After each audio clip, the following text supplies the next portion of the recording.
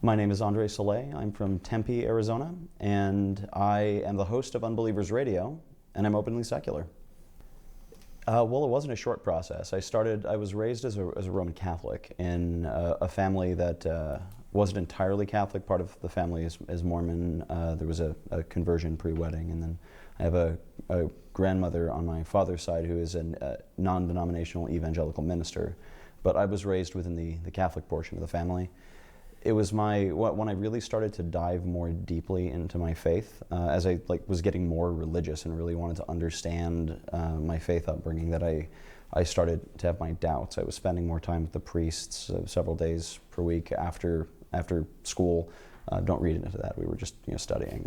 Nothing else was going on with the priests, but.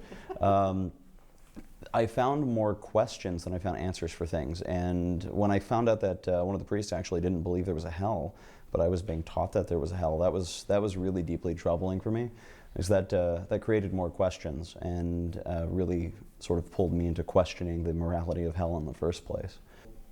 I actually didn't say anything for a while.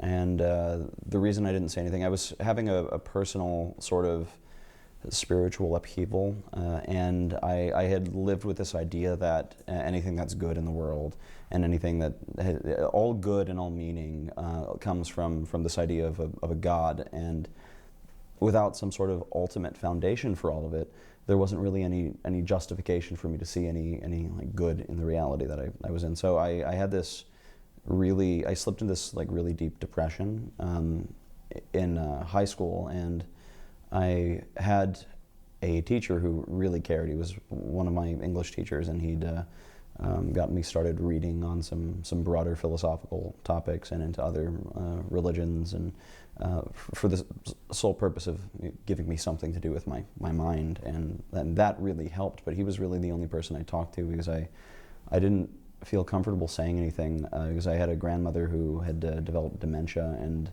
I didn't want her to think that her grandson was going to go to hell. But even with those frustrations of sort of challenging what the family has accepted as the norm, it's to be able to be genuine and to be able to be honest with them. It takes a lot of stress off of us as individuals, I think. Just to feel safe with one's own identity is important. I think for me, one of the things that I'd like them to know, because it hurts for one, but their rejection of us and the fact that they're not seeing us and talking to us anymore, just because they can't see it doesn't mean it doesn't hurt.